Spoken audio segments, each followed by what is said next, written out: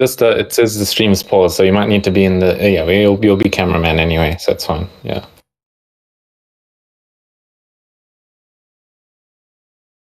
Hello, everybody, and welcome to the Royalty X Nighthawk Game of Thrones Invitational. This is Waylander here from Waylander Gaming, or the Rika, bringing you the grand finals. It's going to be Aim High up against Cloud9. We're expecting an exciting, intense matchup in this best of 7. Rika, Best of 7. yeah, Yes, what are you thinking man. about this matchup? Man, best of 7, it's going to be a pretty hectic slop. These teams are going to be going at each other, and they've both proven themselves to be able to do such things. Aim high. They managed to beat the qualifier losers back in the semifinals as well. So, that's a pretty significant team. So I think they have a good shot up against Cloud9. Obviously, no introduction needed there. They are the NACT. I can't remember exactly where they placed myself, but, they definitely have done well in that tournament. They're not quite a scary name going forward. Yeah, that is true. A lot of big name players in there for Cloud9. As we saw them, especially in that second game of the semifinals against Maple Leaf, they went a bit hardcore there. It was a bit of a stomping in that second matchup. So it's going to be a tough game for Aim High, but I'm sure, based on their name, they're aiming high. They're not just expected to become runners up here. They want to go for it all. They want the title. I've got a little bit of like intrusive thoughts here, but every time I see Aim High, I'm always thinking it's like the name of some sort of high school. I don't see it as like aiming high. It's just like they attend Aim High or something like that. But anyway, we are looking at the first bands coming through here. They're going to be able to take out that Fanny. A pretty obvious ban here. I don't think you really want to be giving a good Fanny player. Excuse me, that looks like best player, by the way, playing right there. So you did not want to give best player Fanny. Yeah, definite respect ban coming out right at the start. Followed with a Chip ban. Well, Chip, as we know, even with the nerfs, he's still very, very much in the meta. The ability to drag your team all the way across the map for any team fight and objective is just crazy. And the new changes on his ult, I think people have worked out that it's actually a buff. Sure, you can't traverse the map as fast, but no hero should be able to traverse the map that fast. So if that little added sort of portal and then going in with that shortcut, that extra immobilize is so scary. You pair it with a petrify, and all of a sudden you have like one of the longest CC like chains in like the whole entire game. And while that CC chain is happening, the rest of your team is going to gather up and get to that right place. Yeah, that is true. So we get to see the Hayabusa ban. They're targeting best player here. It's like Hayabusa ban to follow. We didn't see best player in. We didn't. Sorry to interrupt, but we didn't see best player in the match versus Maple Leaf actually. So I'm wondering if he just wasn't available, or he thought I didn't. My team got this, but he's going to come out here expecting to see good things from him, obviously, as we always will. I'm pretty sure that Aim High, they've got one different person, Kawa Jenna, I don't remember seeing as well. So one sort of swap for each of the teams here. I think it could be really interesting. Yes, that's true. That is true. That Hayabusa is, it's an extremely strong pick. So even with that nerf, in the right hands, obviously, it's a bit scary hero to come up against. We've got the Ruby ban coming out for Cloud9. So Rika, what are your thoughts with the current state with Ruby being thrown, well, literally everywhere? Oh man, this hero, man, I've been playing against it in a few ranked games as well, man. It's just actually unplayable, dude. She is just one unkillable. She doesn't lose lane. She has damage, She's not like, she's like sustainable, has a lot of CC, is tanky. She also has damage to back it up, right? With War Axe. Maybe add another damage item in there, Hunt Strike if you're going gold lane. And you really just slap people.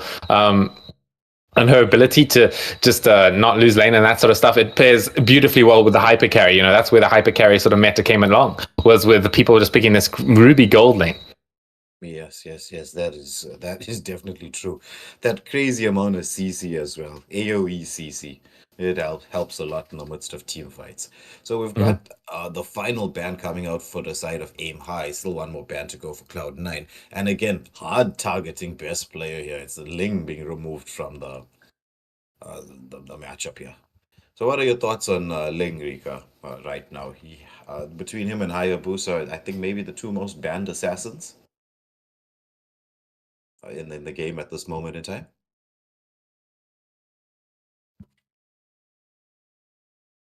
Rika?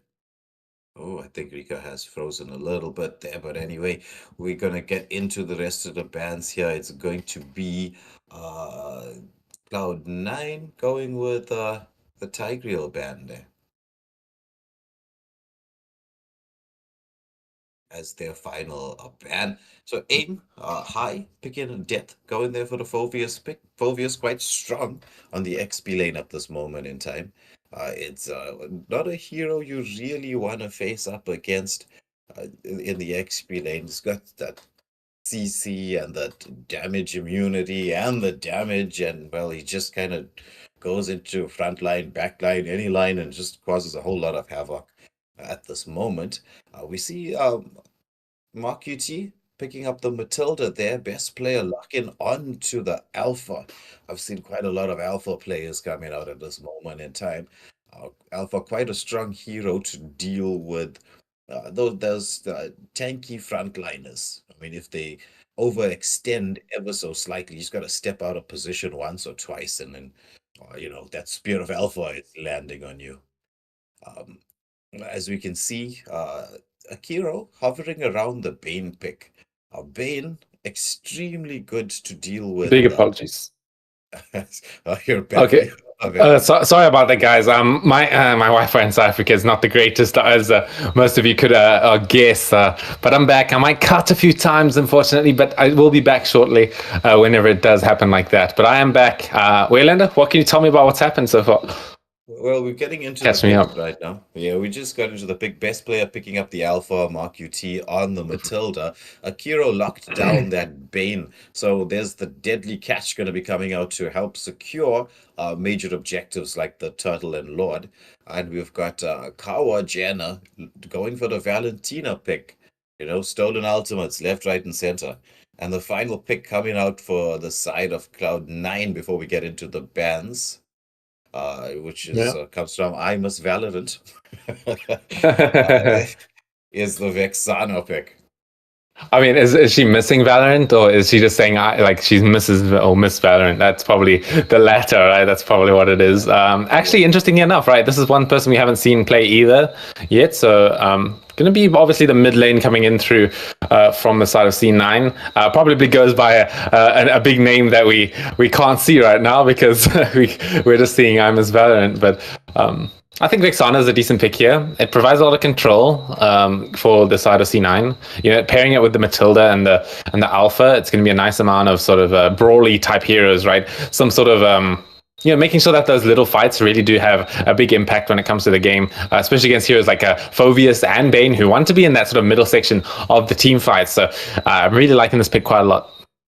yeah, that's true. And that mini Lord does help quite a bit in terms of taking objectives, pushing down lanes, etc. So we're gonna continue with the bans here. It's gonna be Cloud9 getting rid of the X-Borg and Alice. As we know, Alice is a bit of a nightmare to deal with. And Mm-hmm. aim high with a Hylos ban coming out. Yeah, I mean, they could have easily slotted in an Alice into the side of Aim High, right? It's just such an oppressive hero. You really don't want to be up against it, especially since Angela's open as well.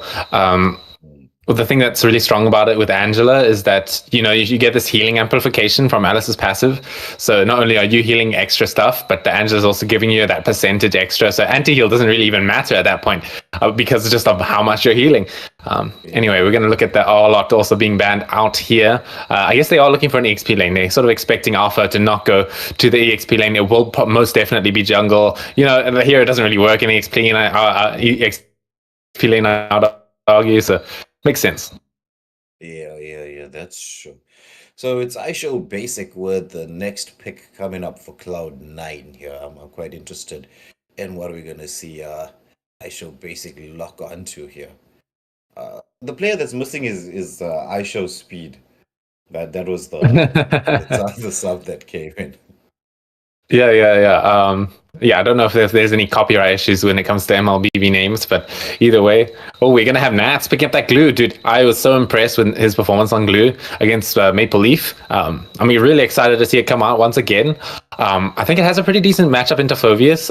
Glue's sort of that really oppressive EXP laner when it comes to like main fight heroes, just because he has that damage reduction on his passive that just pretty much nullifies the enemy's ability to lane against you, unless you're like against a hero like Dyroth or something who has that damage steroid. But Phoveus, I think he's going to have a hard time against Nats on this glue. Yeah. And especially if aim high lock onto that Lunox. Lunox, as we know, is an absolute tank killer. And right now, you've got Nats as the main front line for the side of Cloud9. So he can get melted down really, really quickly. Oh, the Jawhead being... The Jawhead! Yeah. Ooh, and I'm liking this Lunox gold lane as well. They've got a bit of an interesting comp here coming through for the side of aim high.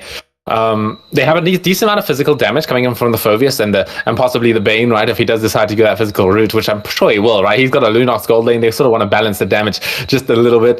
But yeah, I'm liking the Jawhead here. Has that pick off potential, especially against heroes like the Vexana. You can catch her off guard, especially the glue, right? Because you can not only save an ally, toss the glue away from him using that split or someone, or even making him overextend a little bit because of just how tanky he is. One way to kill him is just doing tower damage. Yeah. That's true. So with the Valentina pick there, I'm looking at all the alts available from the side of Cloud9. It looks like it's just going to be probably just the Vexana alt that will be targeted by. I don't know how well you can use the glue ultimate. I've never seen that one before in my career. Maybe you get access to all the skills. You pop that ultimate, you get that full charges, the full passive stacks on an enemy, and then you can just use all of the abilities. Probably unlikely though, if I'm going to be honest. But yeah, you're probably going to be stealing the Vexana ultimate most of the time. I don't really see any other sort of spells to take here. But as I'm saying that, we're going to go straight into game one between Aim High and Cloud9. This is going to be a best of 7 series, so strap in, guys. We are going into the Land of Dawn between these two teams. Yeah, it's going to be a long one, but as we see both teams starting off on the bus on the same side of the jungle. With the Jawhead, though, I do expect him to be a bit aggressive. That Jawhead pick, that's what he does. He's quite an aggressive early laner. As you can see here, getting into everybody's faces at the start. Oh yeah, he is. Those missiles, level 1, it's an enormous amount of damage. You really do have to respect it when you're trading with him. They do extra damage the more times they hit thanks to his passive. So looking at it right now, he's going to go on to Miss Valorant here, just going to sort of scout out their positions, doing a little bit of chip damage. Lethal Wanderer does go to the side of Aim High here. So that's a little bit of an advantage for them. I also received from a third source here, we do have the pro player behind I Miss Valorant. That is Cold World. So, definitely is just a scary player as well. Ooh, as we see the engagement into the mid lane, Jawhead taking a bit of damage, but first blood going to the side of Aim High. Valentina there with the dashes coming in to pick up the first blood on that Matilda. As we know, the Jawhead does so much of 1v1 damage so early on in the game, and that displacement coming in handy. Oh yeah, this is exactly what I was thinking, right? That again, the glue versus Phoveus, it's just impossible to kill that glue, and he's going to harass you out. Meanwhile, best player in a bit of danger, but it's actually going to be Base in a bit of danger here. Gets tossed back by Song. Going to be another kill for Aim High right now. Yeah, this Aimon doing a lot of work, but Glue picking up the solo kill, nuts there. As we saw, he's just continuing from the semifinals. He's like, yeah, give me the glue.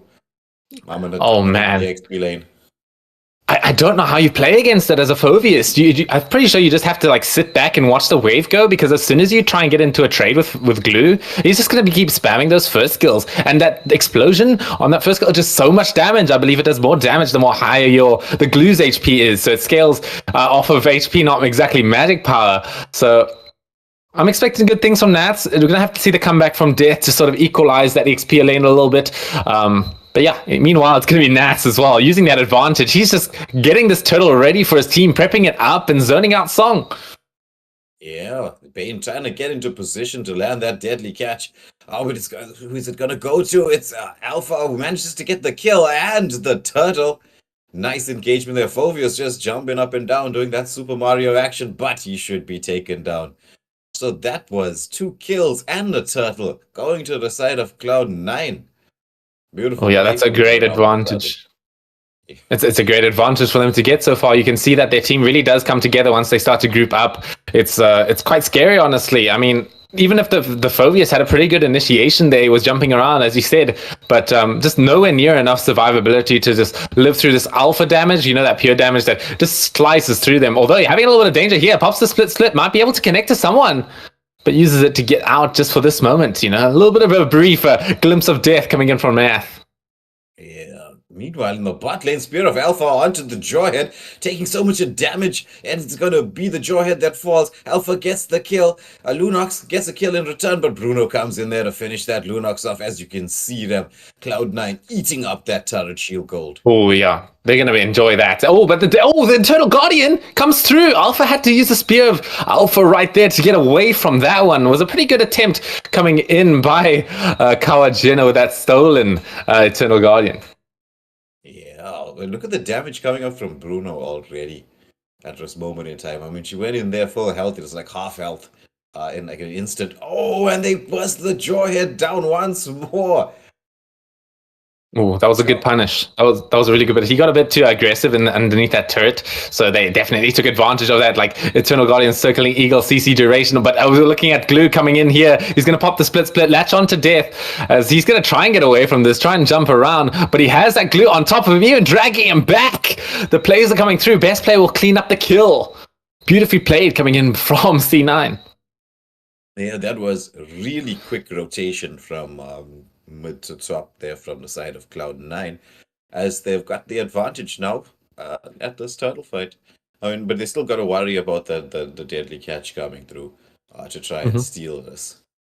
Oh, Alpha misses the Spear of Alpha there, but he should have a decent angle to try and get this retribution, although the turtle's going to reset. Circling Eagle off the mark, unfortunately, using it to retreat. As the fight is still happening, Kawajina gets punished first. Turtle falling down quite low. It's going to be best player with that retribution. He gets the kill as he keeps on the chase here. He's going to be able to get that double kill onto that Bane pretty easily, in fact, as Song can only just watch and run away from this onslaught. That is C9 right now. They're going to keep going, maybe even behind the tower right now. Yeah, look at they just want to push this advantage all the way through. I really do like this Matilda Alpha combination. Is he going to go in for the... Yes, he does. That Spear of Alpha coming in there. They take down the bot lane turret, pushing in the mid. Last minion there. Will it be able to survive this? No. Oh. It doesn't. I thought they were going to lock onto the turret there. They're just going to go for the kills. Oh man, this is really, really devastating for the side of Aim High. Not only did they get a few kills in mid lane for the side of C9, but they also got the bottom tower, and they're gonna go full no breaks ahead into this mid tower as well. Even diving this tier 2, they pop the Eternal Guardian, but I think this is with too much CC for Aim High to deal with. They're gonna take down the Jawhead to begin with, as the Spear of Alpha also comes down, taking down another target, which is another one as well, coming in from Basic with that worldy. I mean, this is really difficult to sort of defend against when all of C9 are just in your faces. Yeah, this was like looking at a brawl matchup right there. It's like everybody mid, all mid, 5v5 mid lane. As you see the tier 2 turret being taken down here really quickly. And again, unstoppable on this Bruno. He is starting to hurt. I mean, a fit Bruno is a scary Bruno.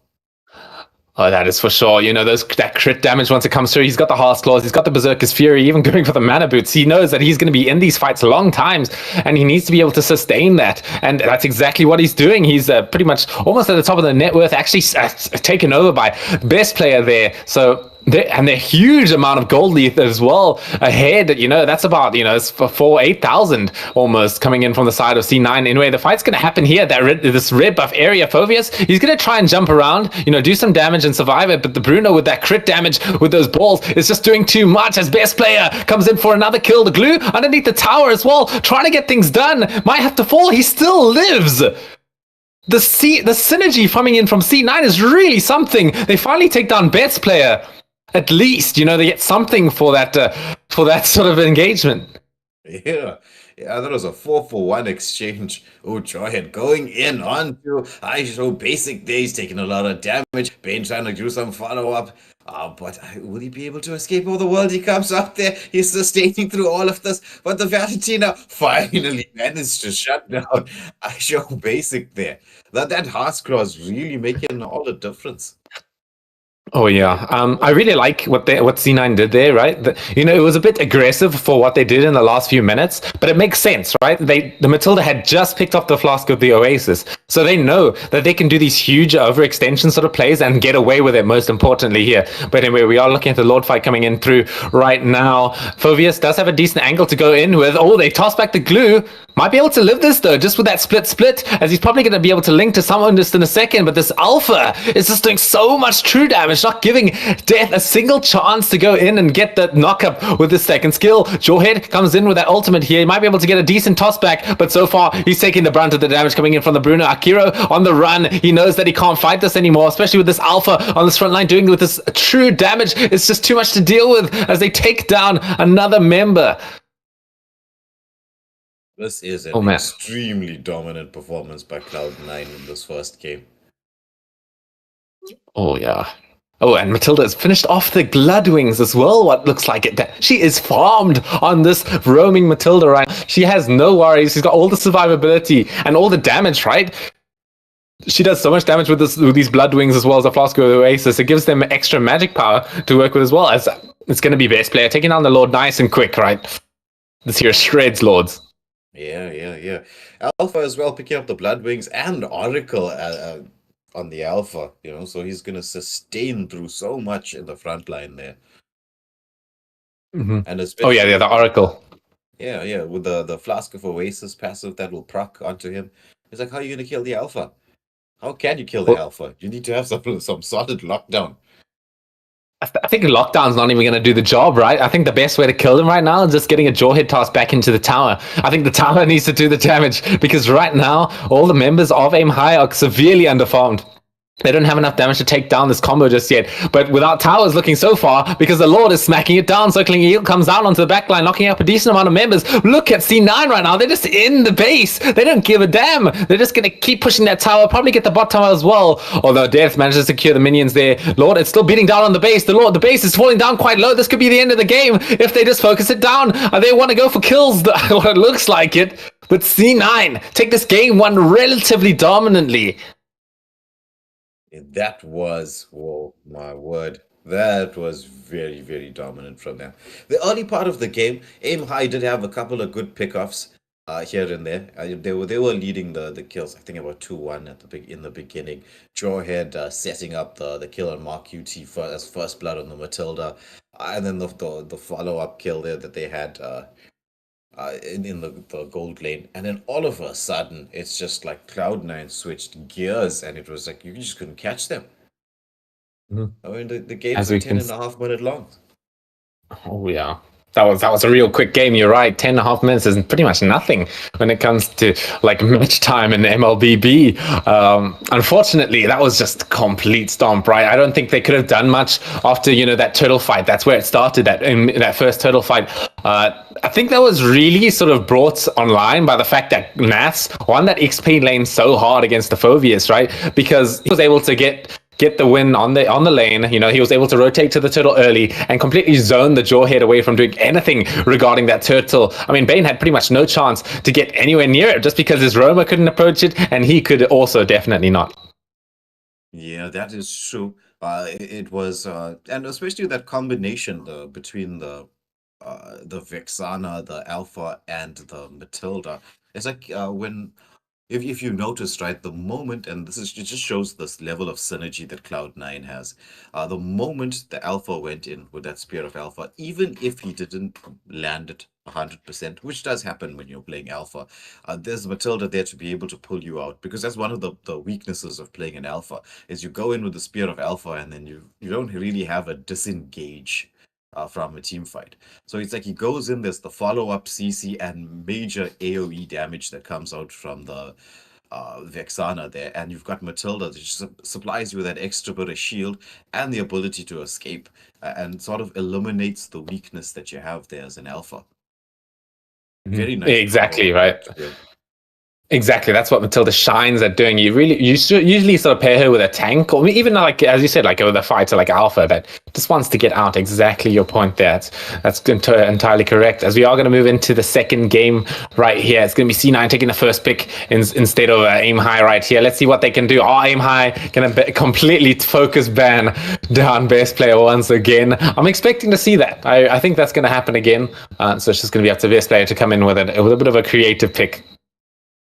Yeah, I do expect exactly what you're saying. It should be that the target bans are coming out, but this time around they banned the alpha, not wanting to leave that open, because but once you got to see how devastating that alpha combo was with the Matilda, it's like, oh, we don't want to let you Aim High pick that, so they go with the alpha ban coming off straight from the bat. Mm-hmm. Oh yeah, I mean, interesting, right? That they banned the alpha there. I think maybe they're looking for a strategy that comes online a bit later now, because obviously we've seen how a dominant alpha can be to sort of snowball the enemy. So taking it out means that they want to be able to sort of live the early game of whatever Aim High is going to be able to throw at them. Because, maybe if you back down a beast into the corner, they want to go out more aggressive. So Aim High, they're probably going to be thinking, hey, we need to set an earlier timing for themselves. And C9 already step ahead of them, taking out the alpha. Yeah, that's true. And so we get to see the Matilda ban coming out this time from Aim High. That is definitely a respect ban from the previous game. Mark UT there were going wild on the Matilda. I mean, what was it, like 20 something assists? Last I saw, well, it was Cold World. I miss Valorant on the Matilda. Oh yes, cool. Well, yeah, it was like what 20 at the time. It was 22 kills, right? Just before the game ended, it was 21 assists out of the 22 kills, which is just crazy. 90 something percent the team fight participation there. Oh yeah, it was absolutely insane.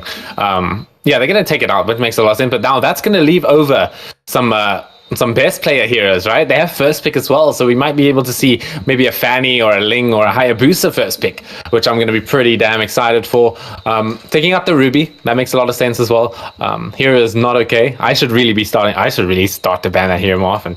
I mean, if the pros are doing it, they understand how much of a threat that hero might be. As we now are looking into the final bans coming in from both teams, Aim High, they're circling around a few others.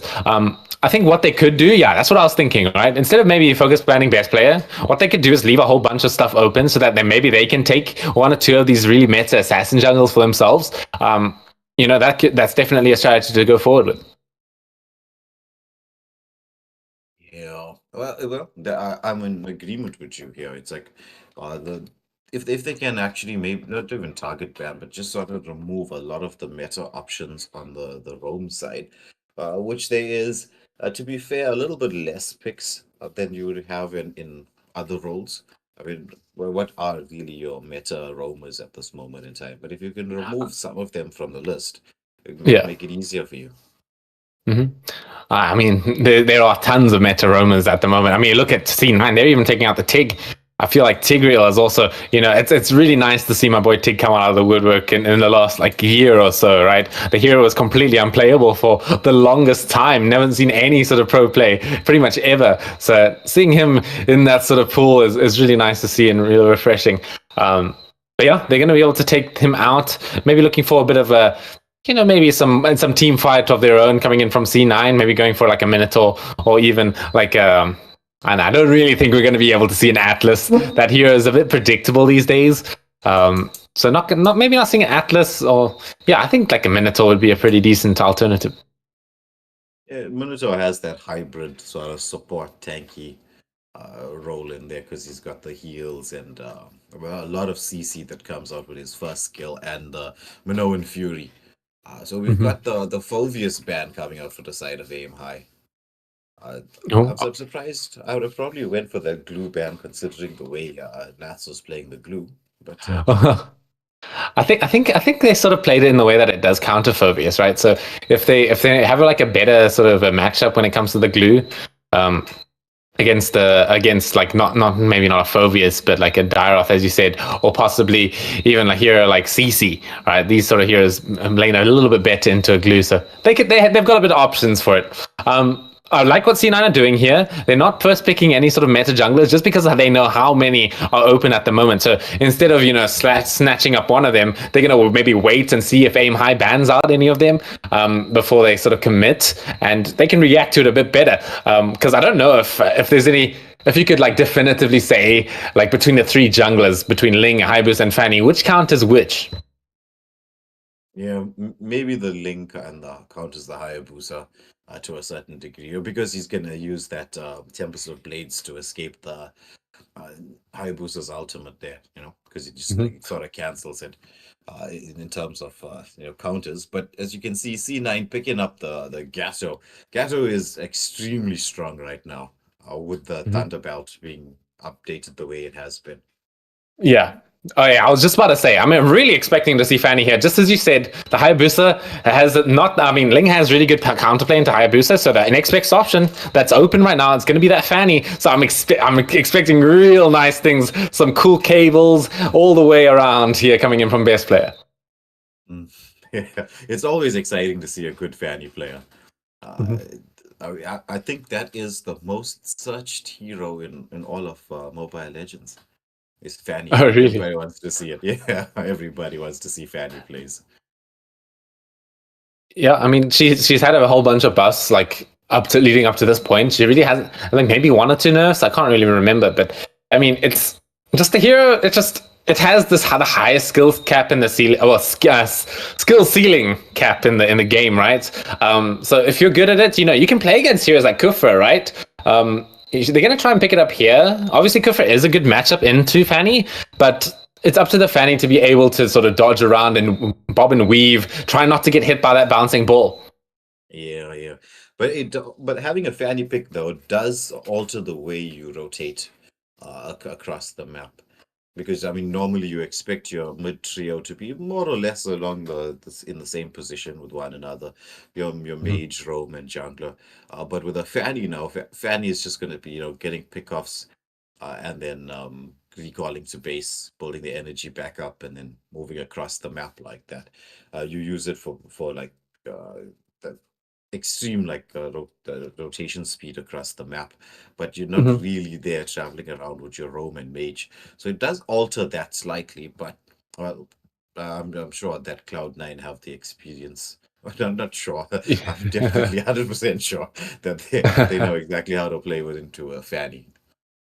Interestingly enough, I think they might be able to do a swap here. I mean, I don't know if Cobalt and Mark QT are planning to swap. I know both of them are good Valentina players, but one of them does need to roam. If I'm going to be honest, I think Mark QT is probably a bit more comfortable on the Valentina here, so there's most likely going to be a swap between the two. As in now seeing a bit of bans coming out from C9, they're going to take out the Lunox. Bit of a respect ban, right? They sort of flexed it last game in that gold lane. Didn't work out too well, but they still recognize the threat that the hero can provide. Um, Yes. so they'll play it safely. As we also see the Alice ban coming out from Aim High now.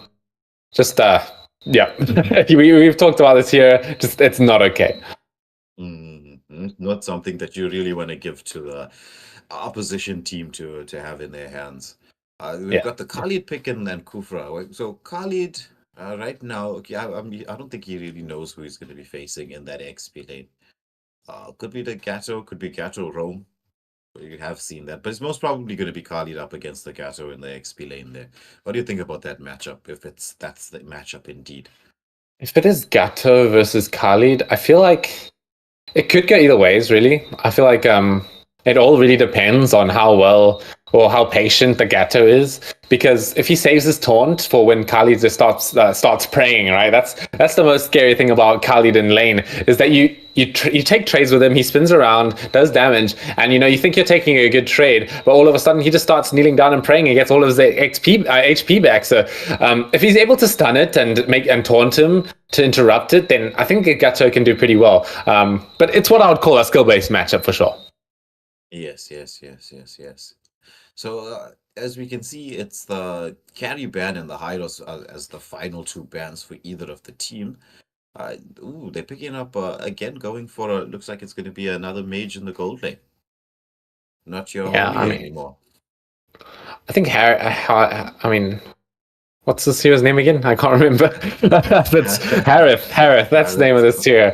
I kept wanting to call him Harley for some reason. Anyway, Harith is a pretty good pick into the Ghetto. He's not like an attack speed based marksman, which Ghetto's really good at punishing, right? So he's going to be able to dodge the taunt, and even if he does get taunted, he's not going to kill himself immediately on that taunt. So I really like this pick quite a lot.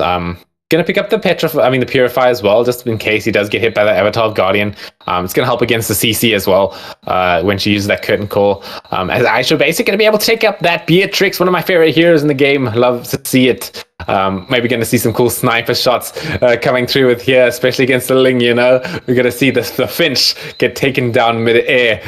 Maybe not. I think I like the Kadita pick quite a lot if she does go for it. Eudora not so much, but I think it would be pretty damn good here. Yeah, I was also thinking the same thing as well when I saw them flashing around the Kadita. I was like, oh, that's going to be a strong pick coming There's in no here. way. But I don't think it's going to. No. Is it going to be?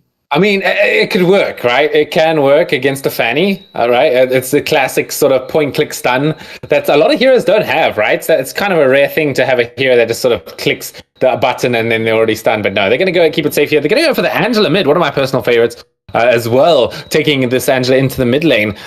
So they're going to be going for this Angela Ling combo. So if I'm looking at this game right now, I'm looking at aim high. They're probably going to suffer quite a lot in this early game. They're probably not going to get kind of eaten alive. It just depends on how fast they get eaten alive. Because if they make it to like the 9 or 10 minute mark, this Ling Angela combo can and probably will take over the game.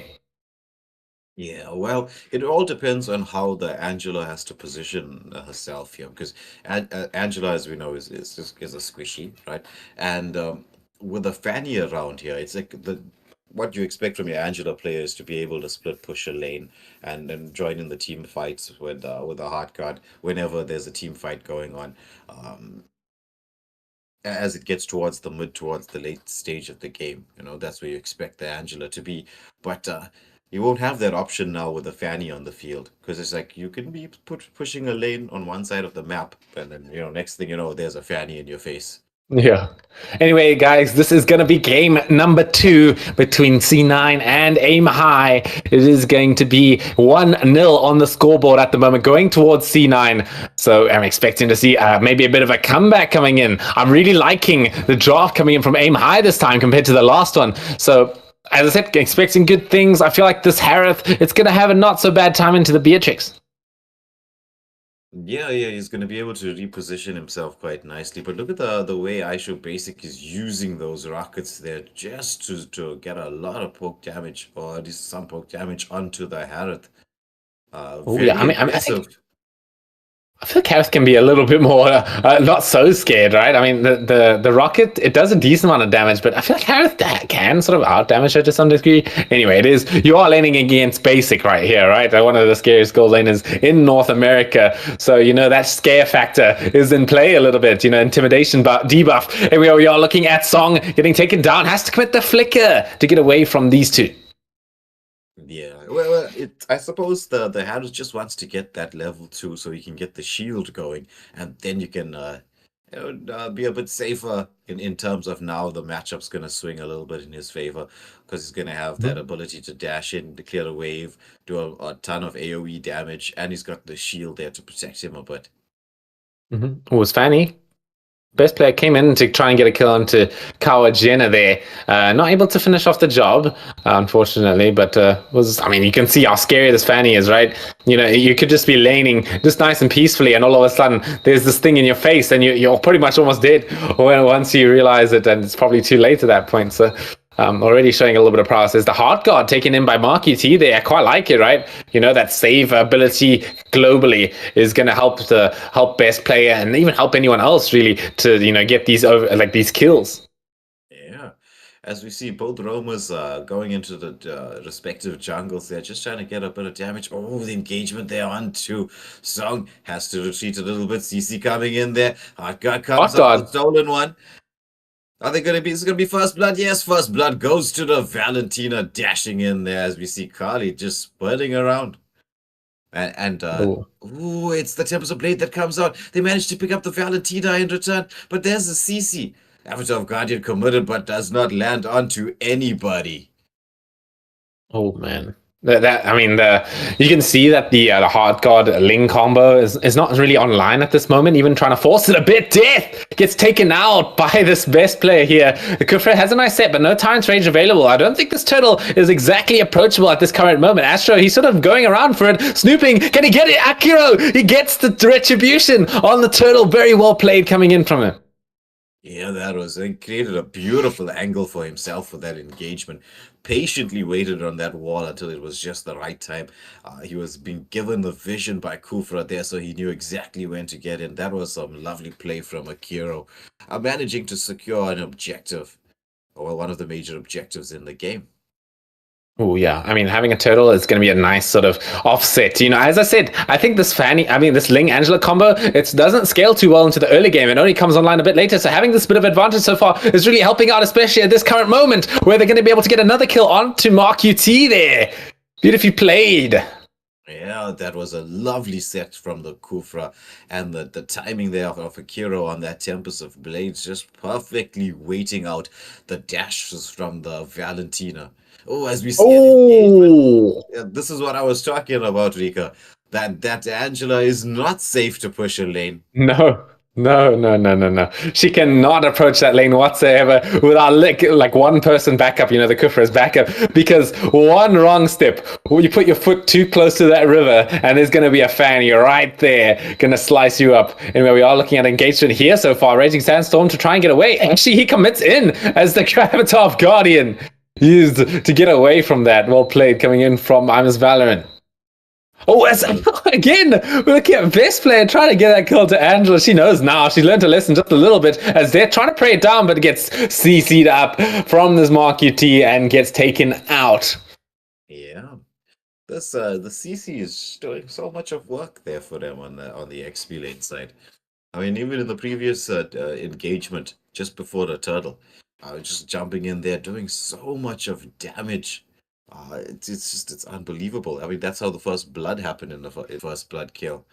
So we can see the second turtle up for the game as Kufra coming in to check what's happening is gonna get blown up there by Cloud9. Oh, damn. I mean, that's just going to be C9, you know, sort of coming online a bit. It's still not like the Angela Ling timing just yet. They need to still be quite careful as best player. Going to be able to secure that turtle up nice and quick. You know, if we're looking at the item, like power spikes between the two teams here, I think if this game goes really late, I think that's when Aim High are in a lot of danger, right? So, I mean, that makes sense with that sort of bans coming through, like the Alpha ban. But here we go. We are going to see the engagement here. The Hawk God does come out onto that Harith, going to keep him alive just for now, but the big damage coming in from Aisha Basic is going to take him down nice and quick as they also get the Kufra on top of that, thanks to that CC. Yeah, it just goes to show the power of a strong XP laner. I mean, of a strong gold laner there. Making the rotation across the map quite quickly. Did take their turret down there in the bot lane. But the turrets being, well, there's just a turret trade there as we see the tier 1 turrets on opposite sides of the map being taken down. But we do have a turret advantage to the side of Cloud9 as they've built up a healthy gold lead. It's about 3.5k at this moment in time. So you can see Mark UT, he's trying everything. He wants to see what works. He's taken these Raging Sandstorm from death this time. You know, he's taken the Heart Guard. He's taken all sorts of things. But this time, the Raging Sandstorm, I think it can be paired pretty well with the Valentina. A bit of a set potential for your team to work with is not bad at all. As we're looking at the items real quick, our basics finish off that Blade of Despair at this point in the game with that Fury Hammer. I mean, he's going to be doing huge amounts of damage. We are looking at the Tyrant's Rage coming through by Song. It's going to be able to lock down this Valentina, but she does still have that Raging Sandstorm to work with. Pops the Flicker to get out. The Raging Sandstorm coming in from death off the mark, unfortunately, as this Beatrix, Fanny, best player comes in, gets the kill onto the Harith, nice and clean, as now it's going to be the CC running away from us. She should be just fine, actually, as C9 really keeping in the pressure at this point. Oh, look at the CC, 1 HP escapes, and the engagement now, the damage coming out from iShow Basic with that. I think, in my opinion, that might be the most toxic recall spam in the entire game. What, the horse one? Yeah. It's just, oh my word. I mean, I think everybody who had the opportunity to get that recall has gotten that recall. Well, not me. In fact, I got the Evos one, the air horn. I spent all my gems for that. Anyway, I mean that one's just as good. I'd argue. Just you kill someone and you just spam the air horn in the ears, and they're like, damn. But anyway, off talking for recalls here, we're looking at Aim High with their backs against the wall at this point, but hope is not lost. They still have that Angela Ling combo to fall back on. They just need to time it well. As we look at the CC coming in with a curtain call, it's going to completely blow up Song. No chance to live whatsoever against this percent damage that CC is known for sort of abusing here. Would this game just turned on its head?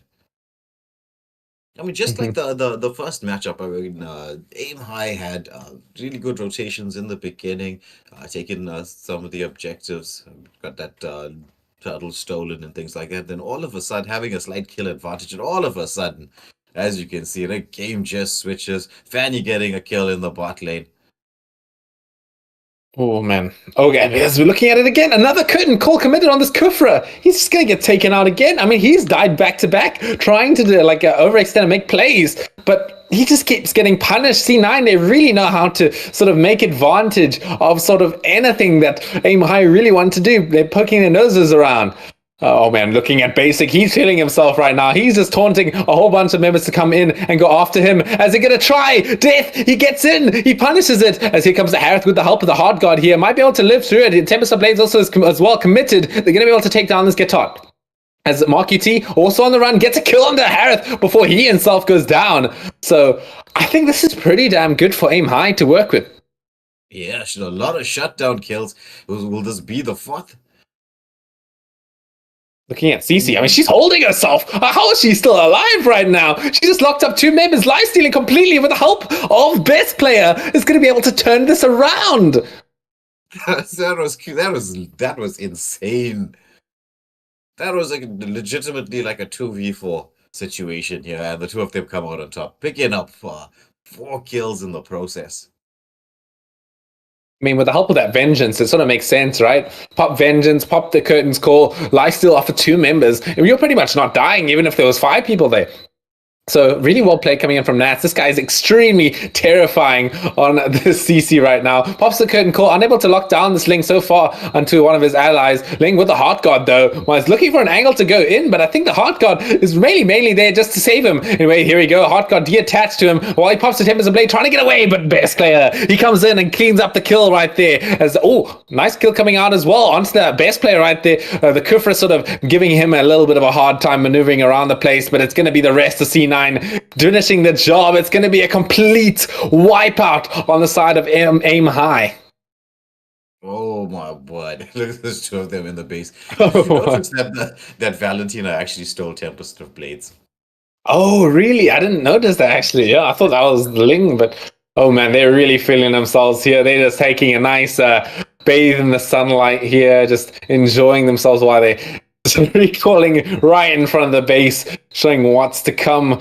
Oh man, I don't know how they can turn this around. I mean, sure, if they get a decent set with the Kufra, with the Tyrant's Rage, maybe they can sort of turn that into something. But that's all they have. I think the Sandstorm's a bit too slow for them to sort of rely on as the main thing. So it's all up to Song at this point. Anyway, here we go. We are going to see the Avatar of Guardian coming through. CC gets an immediate kill onto death here. But they finally take down Mark UT. This might be a good angle for them. But so far, no. They just blew up. Just completely disappeared. I didn't even see any of them die. Yeah, the damage coming out from iShow Basic and Best Player at this moment in time is just something that... Oh, look at the Winter Crowns. Look at the Winter Crowns. There they are. They're just sort of fooling around. They know they had this in the bag already from the start. I mean, that's hard to argue that it wasn't looking like that. As game number 2, again, taken out by C9 in incredibly dominant fashion. Oh my word, it's been 2 games of, well, complete domination from the side of Cloud9. I'm not sure what Aim High is going to have to do here. I mean, you can't really target ban anybody because there's so many people to try and target ban. I think maybe they need to go for a bit of set composition. Maybe just try and make sure that they've got the huge amount of CC on their side, because with the aggression being showed by Cloud9 here in terms of the team fight, if you've got massive amounts of AoE stun, well, it can change the course of the team fight. So you got to have like maybe one big ultimate there, which is I suppose the reason why Cloud9 did ban out the Tigreal exception, because they don't want to leave them with that big set play potential. Yeah, I mean, I think what Aim High need to do right now, sure, they could go for some sort of big CC lineup. It could work out, maybe doesn't, but the most important thing I think they need to go for right now is comfort. You know, there's a saying that one of my old coaches used to have, was it's meta comfort over meta. And what that means exactly is if you're comfortable on a meta hero, by all means pick it. But if there's a meta hero that you're not so good at compared to a hero that you're comfortable with, then you really do need to go for the comfort pick, man. Playing what you're used to really does help in these sort of situations where your back is in fact against the wall. Because it gives you that little bit of confidence that you need to make certain plays, and sometimes it's the tiniest of plays that can change the course of a team fight. Yeah, exactly. And we could see that happening in that bot lane there, but between the Beatrix and the Harith, was that you could see that Basic was just completely in his head. You know, he was going in by the tower, using those rocket launch. I really feel like the Harith is a bit of a stronger laner compared to the two of them. But you can see exactly what that lack of confidence can do to somebody. So we only have to hope that Aim High bring it back and gain a little momentum themselves. So as we get into the banning phase here, it's Aim High with a first ban. You can see Song there going for the first ban. What is he going to be knocking on to? Well, I mean, are they going to go for another best player, like focus ban strat? Well, I feel like it's not going to be the best idea anymore. I mean, I think maybe they can do it. It's difficult to say, right? Just because if they lock down all of those junglers, that's also taking them away from themselves, right? And it's leaving out a whole bunch of other heroes that might be open nonetheless. If I was C9 right now, if they just focus ban best player, they just might as well not ban anything. Who said there are no shortcuts in life? I literally invented one. Well, they do get the Fanny out of the way, because they realized from the last game it's just that giving best player the Fanny is just not a good option. So they get rid of him now, Fanny nice and early, and it's a chip ban coming out for the side.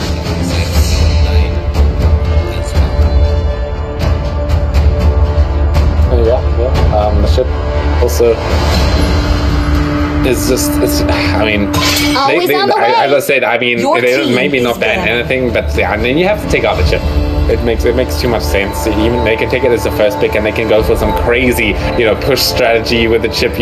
Being able to relocate everyone at all this given time could be pretty damn terrifying. They are going to take out the Matilda once again, respecting out that from that first game. Matilda is able to sort of open up some very aggressive strategy, so I'm a big fan of it still. It does allow a lot of fighter jungles to be played. I am not the only one bound by these chains. Oh, and Phobius again, once again taken out. I mean, I'm not so sure about it, right? Because if they're going to pick Phobius, you might as well pick Glue again. And then that's all sorted, well and done. So, taking it out a bit weird, but hey, it is what it is. As aim high, they're going to take out that Ruby once again. It makes a lot of sense. Yeah, as we spoke about like on the previous 2 games, I don't think we need to say it anymore. Ruby is just too strong of a hero right now to leave in anybody's hand. Let alone Aisha Basic. Well, it could be Aisha Basic or it could be Nat, right? You could go into the gold lane or the XP lane. Not seeing Ruby too much in the roam position. I feel like she did take a bit of a nerf. I do remember when it comes to her sustainability, she's got like less spell vamp from a whole bunch of sources. So playing her in roam is a little bit yikes. But anyway, we're looking at 2 of the junglers open between the 3. We're looking at the Ling and the Hayabusa. I think if one team gets the Ling, it's going to be better over the Hayabusa for sure. As you said, that counter matchup with the Tempest of Blades does counter out that shadow kill coming in from the Hayabusa. So I think this is a Ling first pick angle, because if you give it to best player, I mean, I don't know. You're looking in really dangerous waters there. Yeah, especially with the way he's had those dominant performances in the first 2 matches. Could be a first pick Ling, as you say. I mean, I'm expecting I don't really see any other way. Leomord coming out from Akiro here. We're going to be taking it into the jungle. I really like Leomord, don't get me wrong.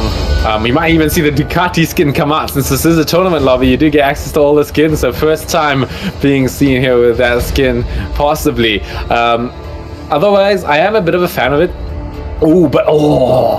That's a hero that made it through. If they snatch up the Alice here, this could look really dirty. Wipe out all the injustice in the world. But Mark UC going for the show. Are we gonna get to see some of those fast finger plays there? Some of those TikTok highlights coming out from Mark UC.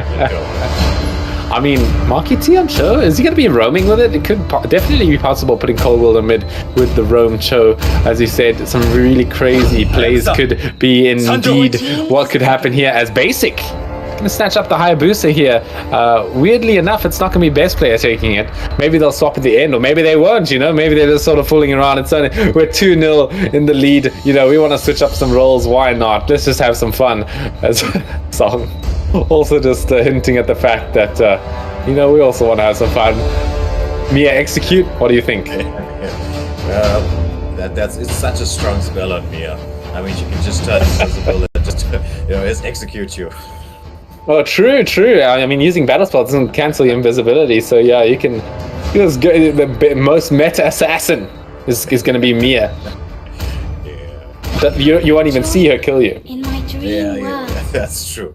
That actually would be an interesting video for some troll plays. Your team is picking.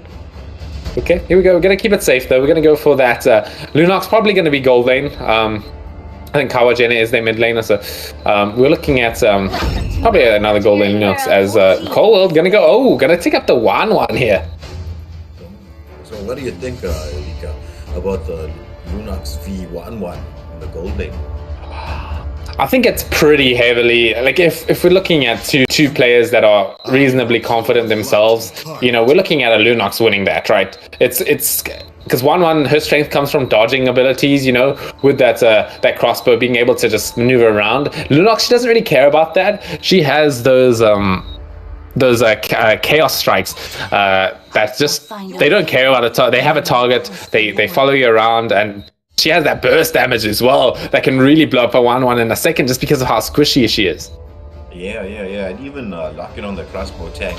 I mean, once Lunox hits that level 4 spike, I mean, it's just going to cancel it out. Yeah. So yeah, this is pretty heavily Lunox favored. It's going to be up to not your homie anymore to just get back that confidence, right? Just bring that confidence in. Once you have that foundation, you can start to do many things and go very, very far with it. As we are looking at some new bans coming out from C9, the Kaja obviously makes a lot of sense, being able to sort of counteract quite a lot of what C9 is doing, taking out the Hayabusa, taking out the 1-1, taking out the Cho with that Divine Judgment. So really, really well called for ban. And the Zushin ban coming out as well. Actually, oh my word. this hero. I mean, I'm scared. I'm very, very concerned for Aim High right now. The Alice coming through, and this could be an EXP. Oh no, it can't be an EXP show. This is gonna be a roam show for sure. But they could go for the Angela mid here, and the game would just be over. In my opinion, the game would just finish off right there if they put this Angela mid right now, because Alice and Angela is the most disgusting combo in the land of Dawn right now. Diggy pick. Yeah, I was also surprised by that. I was like, I thought they would actually go for the Angela pick as well, for the side of Aim High, because I mean you've got the Leo mod there, you've got the Arnold as well, you've picked up a Freya with the Inspire. The Titans will be eradicated. What is happening here right now? We're looking at best play, XP lane, Nats mid, basic jungle. Oh no, Nats is going to take out the... Okay, wait, now they're switching around. We'll have to decide who's going where in just a second. Oh, Akira, yes! Show me that Ducati skin. I'm planning to get it myself at some point as well. But that's going to take a while. But either way, this is a very, very interesting draft coming out from the side of C9 right now. I think Mark UT is going to go into the XP lane. I'm pretty sure here. I don't really see the use of an Alice roam. So it is going to be Nas taking up that roam position as we now are looking into the final sort of draft coming between these two teams. Well, not the final, the best of the series. They still have to win one more on the side of C9 before they can call this one a win. But looking at the drafts here between the two teams, Waylander, what are you expecting to see if I'm hearing it from you? Well, I'm not so sure about this Freya pick here with the Inspire and Diggy, so I'm gonna go with the obvious and go with Cloud9. Even though they are looking like it's going to be a Martis mid lane, which is strange to say the least. Oh, it's Martis mid? Oh my god. Hectic stuff. I mean, I guess it works, right? You have a lot of wave clear. So you can clean the mid wave pretty quickly. You can sort of rotate pretty fast. I see that Aim High, they took my advice a little bit too seriously here.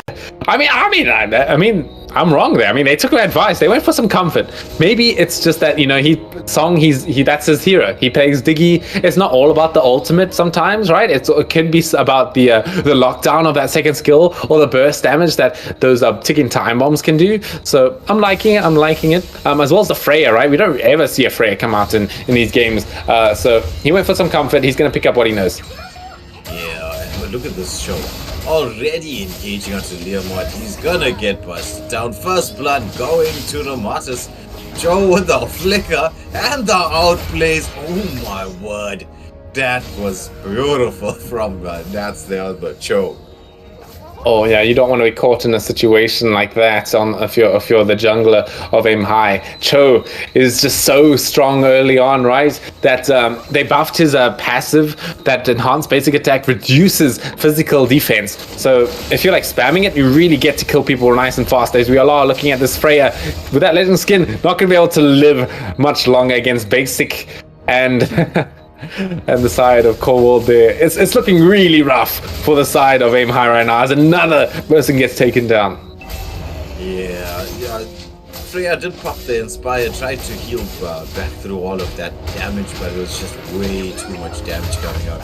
I mean, look at the choke here, how much of damage he's doing. He's just setting up for the Martis, and it's just another kill going to the side of Cloud9, taking a dominant 4-0 lead, and we're just like 2.5 minutes into the game. This is the sort of play that you do against like a team that you know you have the mental advantage on. Is you pick these heroes that you want to play. You know, you can pick the Martis mid. You can switch roles around. You know, you guys are feeling way so confident that it's just you can pick whatever you want and the game is won because you've broken the enemy's mentality. As they're now looking at a kill coming in onto death here between Mark UT and Nas. I mean, I don't know how you come back from this. Myself as well. I mean, that was just perfect timing as the Cho got level 4. He just goes in there and then just that extra bit of CC just to end the Arlot's life. That's the one thing we haven't pointed out yet. This is a Freya gold lane, man. I mean, I think it's it can work, right? The damage sort of XP lane does quite a lot of it, and we were looking at Martyrs coming in. Oh, a nice save coming in from Song. Saved himself with the help of that that time journey. Not able to. Oh, that Cho Nats gets taken out, but he gets out with the help of the flicker. Somehow getting away from that final slash. That was an amazing play. Nats on this show is something to watch. Yeah, for sure. Okay, this could be pretty good for the side of Aim High. If they can take this 1-1 down and get the tower goal, this could be a reasonable advantage for them to work with. They take the 1-1, but Hayabusa coming in gets an easy kill onto Song. No time journey to work with. As Cho, oh, that's a disgusting kick back into the tower on that Freya here. As the rest of C9 are coming in, they want their share of the meal here. They're going to come in, they're going to try and get that Decimate onto the all-out. He makes it out at least. As Cho wants to get a little bit of action, start some stuff up, but he gets dragged back by that Diggy here. It's going to be enough kill coming in from that Leomord right now with that skin looking real nice and snazzy, looking sharp. But Marky T, he doesn't care. He's going to go straight back in with that ultimate and just suck them dry. He's not going to give them any space to work with, as it's pretty much a team wipe. It just died. Yeah, and there's respawned once again. As you can see now, they're pushing down the mid lane. This Angela. Oh my gosh, sustaining so much. As we see the Hayabusa, was he taking the second turtle down for the game? As there's a kick back into the turret. Oh my word, Martyrs, he's just managing to survive. Oh my god. That's crazy, dude. That is absolutely insane. They're getting away with such crazy things, but Basic finally he's going to be the one that gets punished for it in the end, ruining his 4-0 kill streak right there. So, I mean, listen, if you play with fire, you know, it might come around to bite you in the you know what. Yeah, that is true. But right now it's 13-3 with a almost 6k gold lead at the 5-minute mark in the match. You've got the turrets being taken out. Ooh, does she get the block crossbow taking out? Yes, she does. But I don't think she's gonna be able to survive through all of this. Yeah, Kiro just been able to get away from that there. Survives with a decent amount of HP, but there was just way too much of damage. Oh, look at the damage coming out from the Lunox onto the Cho. So picking up a few kills here, Aim High. Oh yeah, they're looking for it. I mean, they've got a decent angle right here. C9 on the run. Oh, but look at this Alice. She's just going to be able to sustain through the whole thing. Gets brought back by that reverse time from the Diggy as Marky T is trying to fight this one out. They're going to be able to sustain. He's out of mana. So this could be the angle that Aim High are looking for here. As Freya is trying to fight her way out of this one. There's going to be a triple kill for the Hayabusa though. But Akiro has got the shutdown double kill coming through. Beautifully played by Akira right there. Markichi somehow survived that, but it was at the cost of the rest of his teammates. Yeah, it was a very nice disengagement from him. But as you see, just before that particular team fight happened, look at the map control being established by Cloud9 here. They've taken down almost all the tier 1 turrets. I mean, you could say the bot lane turret just needs one basic attack and it's gone. I'm seeing this silly build on the Alice coming out once again. It's this Stallion Scythe build that I'm a little confused at. Does it actually work that well on her? I mean, it must, right? Having that little bit of extra burst damage could mean the difference, and having the hybrid lifesteal, most importantly, on the hero like Alice is going to be really scary. As the turtle's going to go down to Aisha Basic right there. They're going to chase onto this Lunox, so they're going to be able to get the kill there. The time journey is there to try and save her, but I think she's going to get taken down. Even the Decimate doesn't even need to be committed, as the the motorbike, excuse me, misses out. He doesn't have a ride home. He is yet to walk home in the dark, dangerous depths of his own tower. He just got mugged. It was I was Valorant there, picking up the kill onto the Leomord, just melting down. 1-1 coming online now at this moment in time, picking up the Windwalker as the next item. Oh yeah. Extra movement speed. basic, man. He's just able to do whatever he wants right now, baiting out that light side ultimate from the Lunox whenever he wants. You know, if any of his teammates are like, dude, I can't kill this Lunox, she has the light side ultimate, the Hayabusa can just come in and bait it out real quick. As we are looking at the fight coming through here, it's going to be that Leomord coming in, gets the kill onto the Valorant there. It's not a bad start to the fight so far. Is it going to be a double kill? Yes, it is. As, oh man, the Hayabusa gets caught a little bit here. Is he going to get taken down? He does. I mean, the Freya's damage is starting to come through, especially paired with this Leomord. As, I mean, look at this. Mark UT is just not scared of anything right now. He's going to dodge the final slash on top of it. That Stadium Stock damage is coming out through as well. Oh my god, the outplay. He gets dragged by with the reverse time to finally shut him down, but he got away with too much. Yeah, he's going in there 1v5. And, oh my, we're just changing the class of the outlook of that team fight. Because, I mean, it was the Leomord there just doing so much of damage. Look at that. He's just busting down everybody. So, Kiro, getting a bit fed here on this Leomord. They're going to have to try and focus. Oh, yeah. I mean, if the Leomord does get quite fed, you know, it's going to be a little scary. This hero does come online around the 10-minute mark. You know, it's only 8-9 minutes here. And paired with a decent, like with this Diggy, right? Not caring about any sort of CC coming its way is going to be really a big threat for the side of C9 to deal with.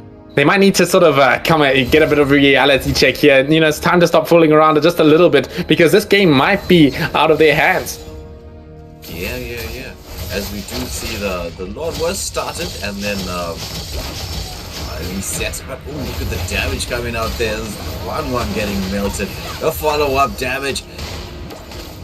Oh, but Marky T, he's kind of out of mana right now. He's not going to be able to stay in that fight much more. But Hayabusa, basic, he's just going to fool around with them. As best player, he's got the Martyrs with the Decimate ready. They're going to try and fight it out here. But, oh, I mean, Leomord's actually winning this. It might be a kill for him. But the Decimate comes down. Double kill for Martyrs on the 1 HP plays. Yeah, the team fight looked like it was going in one direction. And then the beautiful engagement there from Mark Uzi on the Alice, just causing so much of chaos the moment the Alice goes in there. The Hayabusa, Aisho Basic just dancing around there. They managed to take down a tier 3 turret as we're going to get in towards the time where I think they should be taking buffs and then starting the Lord. Are they going to go for this? Or are they still feeling that that confidence level of like, yeah, okay, we can do what we need to. Look at the Alice, bro. What is this? I mean, I don't know, man. This hero is just not okay. She's going to dive straight in with the Winter Crown. It's just not going to give a toss about any sort of attempt to kill her. I mean, Cho comes in, Nats. He's playing around with like 0 HP himself as Leomord misses out that Phantom Steed, trying to snipe the kill on a few of them, but unable to do so. Hayabusa coming in with the Shadow kill here. Oh, but he gets punished. He gets straight away, goes into the fountain, gets taken down. I mean, that's not a kill to scoff at, as we're looking at another dive coming in, though. It's going to be Valorant Cold World. He's got that crossbow tang. He doesn't really care about the tower just yet, as Nats as well. He's still playing around with 1 HP. I mean, damn, this is some crazy sort of overextensions that are just, they're getting away with it. Oh, there's that Stalin set coming out there. As you see the damage. Oh my, this is not fair. What are you supposed to do against this Alice? I don't know, man. I don't know. The game's over, by the way, but I think I don't know what you're meant to do versus Alice. This here is just, it needs to be banned. Otherwise, this sort of stuff happens. Yeah. I mean, there was that moment in time where Aim High, they sort of brought it back. They were about 6k cold down. They brought it back to around 2k, then evened it up with the Leomord coming online, finally doing so much damage, and then the next thing you know, Alice just died. Look at that. 11-1-11. 12.9 MVP on the Alice. Oh, man. You don't want to leave this here in, even if you're not kind of like, if your team switches around roles weirdly, it's able to carry them into victory here once again. You're making the score 3-0, match point for C9, in fact, moving in to the finals of the Royalty X Night Horde Tournament Invitational. Now we are looking at, again, with the Aim High, their backs are against the wall here. They need to come out with something special, and it needs to be coming pretty soon. Otherwise, I mean, they're going to be out this next game. Yeah. I mean, are we going to see a clean wipe from the side of Aim on the side of Cloud9, are they just going to be able to take this series 4-0? Will Aim High be able to get something on the board and maybe build some momentum? Well, we're going to have to wait to get into the next matchup to see, as we wait for everybody to get ready. I think they are. I mean, we should be able to go straight in. I think this is going to definitely come to the draft here for the side of Aim High here. It's not going to be easy. They need, as I said, the comfort needs to come first, but it didn't seem to work last game, unfortunately. The enemies came out with a really weird strategy, and it just sort of took them off guard completely. What I want to see from Aim High is I want to come and see them with a weird strategy of their own. I know it was quite weird with that Freya gold lane, but it was just completely outclassed. I mean, the Freya versus the 1-1, I think that lane was a bit dodgy, so they need to just, give it a little bit of a tweaking to sort of fit into the right sort of situation. But other than that, I think they can do it. I really do believe they can take at least one game, maybe turn it into a win for themselves. Yeah, that's true. I mean, they do have the potential. You just gotta get your. I mean, I am quite impressed with the jungler for the side of Aim High, especially from the way he played into the semi-finals leading up to here in the grand finals. And as you saw, his Lear mod play was fantastic. So if you can get if you play around your jungle here, Kiro, try and get him fed. He's got the ability to have some fantastic plays for you. But into the banning phase we go. It's going to be Mark QT with the first ban for the side of Cloud9 as we get into the fourth and potentially final matchup between these two teams. Match point. Waylander match point. We are looking at it happening here. Yeah, I mean, Cloud9, if we're looking at it from their perspective, they're gonna run it like game 2 here. They're gonna ban out the alpha. They want to sort of have a sort of a mid-game draft, similar to what they had in game 2, right? They want to try and run here as like the Fanny, if it's still open, or like the Gatot, being able to sort of have a nice sort of flow of a timing going into this potentially final game. Oh yeah, potentially final game. Yeah. Well, having the first pick does make quite a bit of difference. As you see, once again, the Matilda being banned out here. After that first matchup, with the amount of work Matilda did, I was Valorant with that Matilda pick in the first game. Aim High just don't want to be dealing with that right now. It's just created so much of plays, openings, the shields coming in, the escape routes that was created. Matilda doing a lot of work in that game. They just want to get rid of it from the hands of I was Valorant.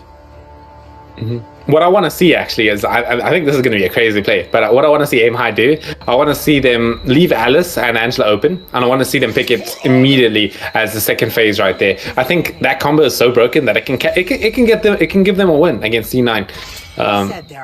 So if they don't ban out Alice on the side of C9, I think they leave it open and try and take it on Aim High. Yeah.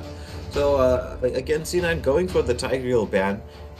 So no implosions this match. Won't be able to scream out about beautiful implosion set there. They're catching so many people in the backline. And then it's followed by a Phoveus ban and Chip for the side of Aim High, because as we've been speaking about for the last 3 games, Chip is not something that you want to leave in anybody's hands because of the ability to traverse the map and that massive teamfight potential with his ultimate. Not at all. Really can't leave that shortcut. That scary fox man in there. Okay, what are they gonna do? Aim High. They need to think quick. They need to think of the strategy, and they need to make it into fruition before it's too late. Looking at bans here, I mean, they're gonna go with that same strategy of leaving open the junglers. Maybe they're gonna fully commit to it. Taking out Fanny might be a decent option here. They're actually gonna take out the Ling. So gonna trade in the Hayabusa sort of Fanny matchup. I think Hayabusa has a better time. The Shadow Kill can sort of latch onto her and make sure that you're locked on, even with that full mobility that a hero like Fanny does have. But it's all gonna come to this first pick. C9, what are they gonna take? Well, the last time round, what is it? Cho first pick. Yeah, I don't know about that one, Chief, especially if you're first pick, but I mean, whatever. They're feeling themselves. They can pretty much go for whatever they want. They've got a few games to throw if they really want to toss it. Yeah, 3-0's extremely commanding. begins. Oh, I did Ooh. not even notice that Ruby slipped under the radar. Muscle of iron. Song? Oh, I mean, this could be the Fanny. I mean, I'm not hating that. I feel like Ruby into Fanny, a bit scary for the Fanny, but still playable. It's the same argument that with the Kufra, right? You can play around it if you're good enough Fanny. You can maneuver around so that you don't get caught out. But I mean, Alice, it's still open, man. I don't know. This, but you see, I could easily just take it here, and the game's like over. Yeah, that's true. They could take it and the game was pretty much over, because I mean it looks like they want to lock down the Hyros as well. So that means if they do go for the Kai, oh, it's a Kai pick coming out there. They want to get that heavy spin to pin the Fanny or even a Gato against a wall. My kiss. There we go. Oh. Picking or death. I mean, best player on Alice. Alice can easily be played in the jungle, right? So it's like, if they're, I want to see the Angela come out for sure from C9. I'm actually Where a there bit is surprised with light, the Claude pick. there I thought they would have are went for also the carry shadows. into this lineup. True. Claude is technically still a tank killer, right? Being able to use that Demon Hunter sword quite effectively does a lot of percent damage when you think about it. So it can be considered tank killer. Obviously, it's not as easy as the carry when it comes to killing tanks, right? She doesn't even need the Malefic Roar and she gets shred. But Claude, he's gonna need it like a Malefic Roar if the team gets a bit too tanky. One hero I really want to see come out, I would have liked to see come out, was a Basha here. I feel like it does pretty well into the Alice and pretty well into the Ruby. I can't really kill him that easily. Obviously, Basha, not very good here at the moment. I guess that's the only argument against him. Yeah. Because well, the thing is, just getting back to the Claude pick, Claude just takes too long to come online. Yeah. And the way Cloud9 have been snowballing from the early to, well, I can't even say late game, the early to the mid game, you really need to have some heroes that come online a little bit earlier. As we see two mage bands coming out from the side of Aim High, it's going to be the Louis and Valentina bands comes out, and then, well, actually, in total, there's now 4 mages that have been banned. The Zushin and the Sicilian. Oh, Kawajena going for the Franco pick. Oh man, I think this here is pretty good versus a comp like C9. They have to, if they can't get these kills, then just get a hero that gets kills pretty easily in wacky situations. As long as you can land that hook, right? If we can land that random hook on a member of C9, bring him into under the tower, flicker back to get him away from his team, it could definitely turn into a great sort of way to get these pickoffs, especially with the Fanny being able to be there pretty much whenever they want. I'm going to take out the Lancelot here. I don't know if that's going to be a swap of best player, but if it is, I mean, if I look at the best Lancelot players, I'm looking at Kyrie, I'm looking at other things, but one person I am looking at is best player, right? He's one of the best Lancers I've ever seen. Yeah, that's true, but it looks like are they going to be sticking with Aisho Basic on that? Because he did a jungle in the previous match. Not your homie. Flashing that Selena pick. I mean, I don't. There's no way. I feel like the enemy team are a little bit too mobile to sort of land any sort of meaningful abyssal arrows. I mean, even the Kai can sort of purge it. I'm not liking it. If he goes for it, then we're looking at a pretty rough game. Yeah. Oh my word. And that is, that's going to be 2 very high skill CCs. I mean, you've got Franco, you really got to time that hook. I know it just like, it's not mechanically the most difficult skill in the world to cast. But it's all about timing, prediction, landing that. The same with the Abyssal Arrow. Those are 2 very, very high skill lockdowns for the side of Aim High. Yeah, and I feel like there's not the best thing to set up, right? I mean, the guitar as well. You could also consider like a high skill sort of skill shot. The Avatar Guardian needs that itself needs a setup. So you've got like 3 setup stuns on the side of Aim High, without any ways to make sure it happens. I mean, I have to be honest here. I'm really not liking the draft from Aim High in this last thing. Let's see if they can pull it off. I'm really hoping they can, because I want to see it just go to Game 7, but at the moment, it's not looking so good. Yeah, I'm in agreement with you. There's also right now there is no real way to deal with the Alice. Oh yeah, true. I mean, I think there is kind of, right? It's that Franco, right? He's gonna have to make use of his towers. You know, if the Alice goes in, she's kind of stagnant, right? So she doesn't move around too much. So can be pretty easy hooks into tower if he does play it well. But we'll have to see. We'll have to see.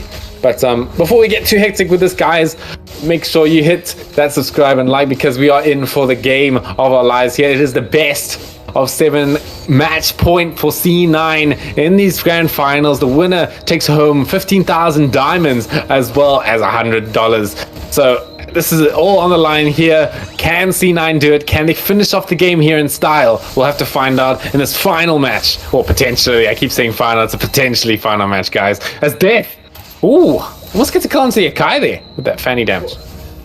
Oh, what a nice play from Akai, using his positioning so nicely, healing back up here, not even worried about going back to the base. And look at the Alice coming in, first back in onto a fanny. Stun comes on there. The Abyssal Arrow did actually land there, so they do get the return kill, but it's the fanny that gets taken down.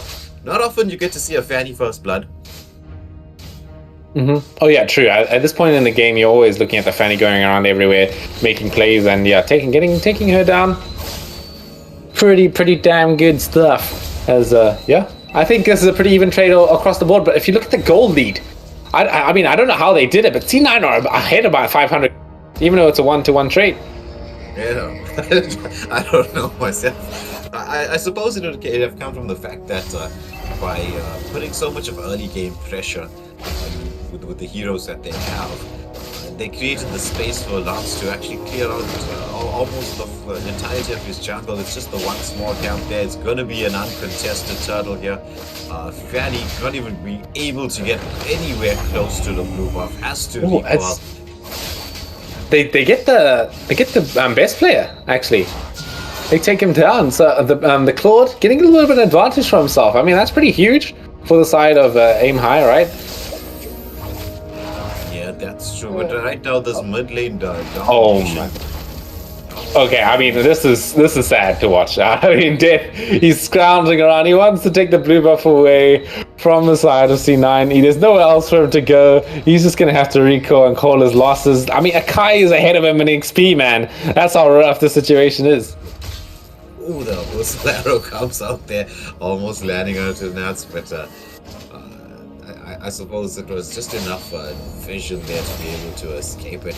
As a Ruby Gatto matchup's pretty even, I think. Oh, look at the guy using the heavy spin there to save the Alice. Well played, well played. I mean, the Franco into Akai, at least, that's a rough matchup. As you're looking at the Alice going in, easy kill. Gonna be able to dive a tier 2 tower here.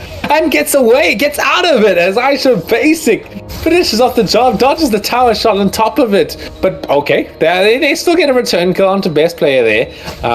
You know, he's actually not having a great game. I mean, if they funnel all the net worth into Akira on this Claude, they could definitely get something going with it. Yeah. We were just talking about that fight that he gets with the Demon Hunter sword. But look at this here. They're just seizing this Gatto up. Alice causing so much of havoc. Has to force the Avatar of Guardian out from the Gatto. As Nats killing, they're taking the damage of this killing spree on Aisho Basic with the Lance. Going straight back into the jungle, taking the blue buff away from the fan. She's only just at level 5 right now, dude. That's insane. I mean, if we're looking at Aisha Basic, he's level 8. Map controller. Oh, just saying that right. Double kill there for the Alice. Oh man, this is looking worse than the first like 3 games at the moment. At least they're shutting down a best player right now.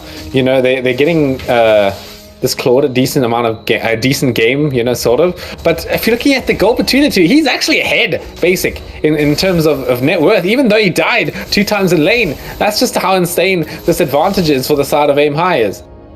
Yeah, they've already taken down the mid lane turret at this. It was the 4th minute in the game when they managed to take that mid lane turret. Now it's just dancing low, but they managed to get the shutdown kill on him. As oh my god, Nats, he's gonna live through this. Even had the bloody hunt in his face. as a Fanny, just gonna have to be able to whiz by. But Nads and Colwell, they don't give a damn about anything. Even this Avatar of Guardian, it's not looking too good. I mean, maybe they can get this kill onto the Ruby, but it gets cancelled out by that second skill of that Fanny. The cables unable to connect as, finally, no, excuse me. Ruby's still alive. They take down the Fanny. Song, as well, is also in the middle of things. Is he going to be able to get out himself? It's not looking good. Here comes the Revitalize. Does get a bit of damage onto the Ruby, but Nats is just sustaining through everything. As we see, the top lane turret has been taken down. Claude does get a bit of push going there and takes the bot lane turret down. The Claude, though, is the one that is trying to get the farm. He's sitting 2 for 0, but I mean, this is going to be enough. Fanny take it down once again. This Fanny is having the worst time in the jungle. Well, let's have a level check. Level 6. Dude, that is crazy, man. Being level 6 at minute 6, that's 1 level per minute on that. They're definitely like locking her down, not letting her have a single game. They're even going to chase down Song on this Guitar. He used Avatar Guardian, but Lancelot, Aisho, Basic, able to get the kill. They finally take him down. But it costs a member Abyssal Arrow on the mark. But that's a Ruby, man. You're not going to be able to hurt her. She's just going to lifesteal all of that HP back up. Nice and easy as they get this top tower at 6 minutes. Yeah. And then Akai there, almost Valor, just surviving through everything. Went in there, committed the heavy split. And just shut down. Ooh, shut down onto the Claude. I mean, that was their ticket back into the game, and having him shut down is really just not looking good. Is this gonna be able to go into a 4th game here? I don't see how. Oh, Abyssal Arrow on the mark. I mean, Alice, she gets hooked up. This could be the angle to kill her right now, as she's still living through everything. She just sucks them dry. Basically half HP here. Fanny gives it a go. Oh, there it is. Song finally gets the kill down. He's going to be able to fight this out. The heavy spin knocks him down onto the wall. Nas gets a double kill. Oh, man. It's just an onslaught after onslaught. I mean, they don't give a damn, this C90.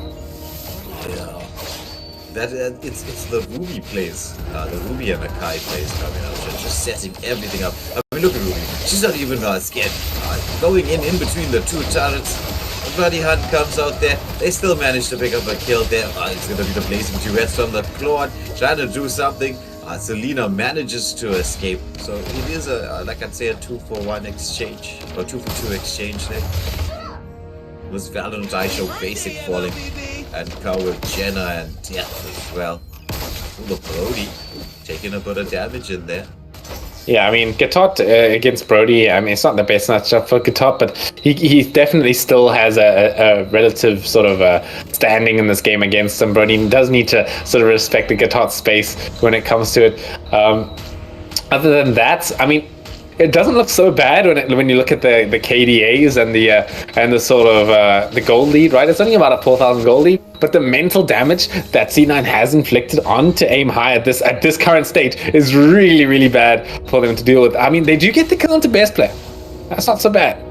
Yeah, they have been shutting down this marksman quite a bit, as we see Lance engaging onto the Gatling Hill, but I'm not sure if that's the matchup that you want. Ooh, look at the foul plays coming. He does commit the Revitalize there, now chasing Aisho Basic down there. Yeah, that's what you want to get into. Okay, Song getting the solo kill onto Lancelot, but it is going to be the Alice taking down Akiro right there. I mean, that's to be expected. Oh, nice hook coming through the... Oh, nice hook coming down onto that Akai right there, as you were just about to say. I mean, this is, again, Alice, she doesn't care. She's just going to go straight into the tower. But she's going to get taken down, actually. Punished for her engagement. Gatotti's fighting it down as well. He's punching the floor. Able to live through the engagement as... You know, C9, they're sort of playing with their heads in the clouds here. They're enjoying it, but they're getting a bit too high on emotions. Yeah. Look at the engagement here in the mid lane, but they should be able to defend this turret. As we see Fanny with coming in there, trying to do some damage. Claude of the blazing duets into the backline, and he manages to take down the Brody, but it's Ruby with the return kill there. So both airwebs have fallen, and they do manage to take down Death on the Fanny because, well, as we've been speaking about previously, this Fanny is so underfarmed at this moment in time.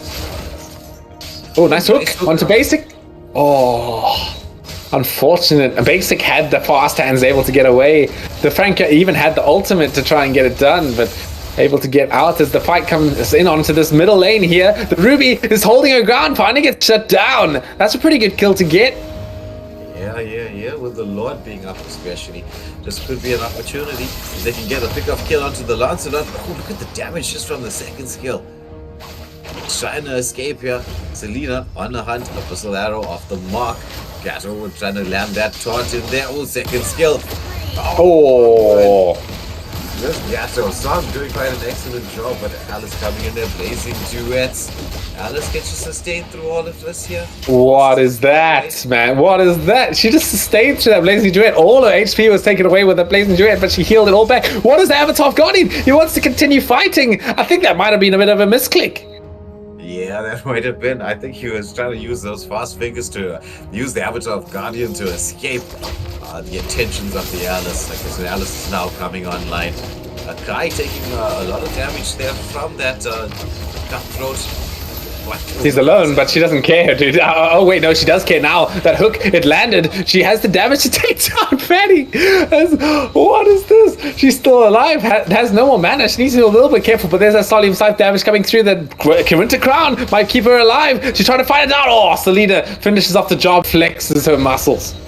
Yeah, that was a shot. That was a triple kill from the Alice there. Like 1v4 gets a triple kill. Oh, the tower taking down the Lancelot as he was trying to do that, that skill combo where you just dash through all the waves as they show in here. Look at this Ruby. She just melts down the Selena. Fanny's gonna come and try to create the angle. It's gonna be the Cutthroat does land. Blazing duets onto the Brody. Has to flicker out there, taking a lot of damage and gets taken down as well. As you can see the wind of nature being popped there by the Lord. I mean, this looks like your standard epic rank game right now from the side of C9. They're just going in one by one because they all think they're the best. They're the sort of the best, most unkillable player, but they're getting picked off. They're getting picked off. Once they sort of group up, though, it's going to look a bit scary again. But if they keep playing like carefree like this, it could be the angle that Aim High are looking for to come back into this. As Song, he's going to get blown up by this Alice with that Solemn Scythe. That true damage going to cut through that defense. As the Lord is looking quite open at this point. Fanny trying to get in the angle to look, coming in and stealing that Lord, but the C9, they're going to back off for now. Yeah, reset the Lord, waiting for the Ruby to come in there. I think we're going to go for this. No, they're not. They just push it out the mid lane. Like this is what I expect to see from Epic, right? It's just like, ignore the Lord. We don't need it right now. We just push and get kills on them. I mean, that's sort of what I'm seeing. I mean, Franco at least is holding down that position there, giving some vision. I don't think anyone would expect him to be there. If he can land that hook on that Lord there, that is going to be a clip to foresee. Yeah. The Lord still coming out from the... He's looking for it. Oh no! Okay. I mean, I would have lost my marbles if he pulled that off, but unfortunately, the retribution diligently came out from Basic there. Yeah. Well, if he didn't think about it could have been possible with the way that they've been playing. Like, okay, I can save the retribution and do something else, but Oh, but there's the hook. It gets the red buff. So there you go. That's he got something. Yeah. As we see the Lord making its way up the mid lane. No lane equilibrium. We're in Epic right now, man. No lane equilibrium needed. They're just gonna raw dog it. They're gonna push in here. Heavy spin. God knows where that guy is going with that heavy spin, but it still looks alright for the side of C9. That's 1 kill. That's 2 kills. That's gonna be 3 kills here. The base, it's wide open at this point. C9, they should be able to just focus it down. It is gonna be C9. Cloud9 taking the win in the Royalty X Nighthorde Invitational Tournament. Yeah, congratulations to them. This was an absolutely dominant performance. Taking the series 4-0 in a record-breaking time. I mean, Rika, we started this first stream at about quarter past 9. Oh man. Eastern And it went by. it went by real quick. I mean, they shut down this Fanny. Absolutely beautiful, just like they were doing throughout the rest of the games. C9, they know how to shut down an individual target. They know how to snowball, be aggressive, take the early wins, and they definitely showed it to us here. I mean, if you're looking at both of these teams, I'd be saying, like, you know, this could go either way by the drafts. I mean, obviously they had a little bit of issues with the skill shots and stuff, but that's what they were going for. But C9, they made it look easy, even playing really like quote unquote badly, right? In this last game, they were trolling, they were giving away their lives, but they were still able to come out on top. This is definitely what you want to see from a top NACT team. Yeah. And once again, more QT on that Alice doing the job. As we spoke about from the time we started casting in the semi-final stage, it's just Alice is just something you have to get rid of at this moment in time. It's just way too strong. The amount of sustain, the amount of damage, you can just go in there, force out a whole lot of ultimates and abilities. It causes so much of chaos, and then especially with the Winter Crown now, with the way Winter Crown has been redesigned since a few updates ago, it just fits so perfectly into Alice's skill set. As we saw so many times in these last two games, Alice straight under the turret, 1v5, healing from everybody, turret is doing the damage, hits the Winter Crown. Oh yeah, it's nasty, man. And the Starlium Scythe, I'm not sure about it in most games, but this game makes a lot of sense. Being able to cut through that Gatot Karcher's extra defenses when he's low, it just makes a lot of sense. Being able to burst him down before he can start punching the floor.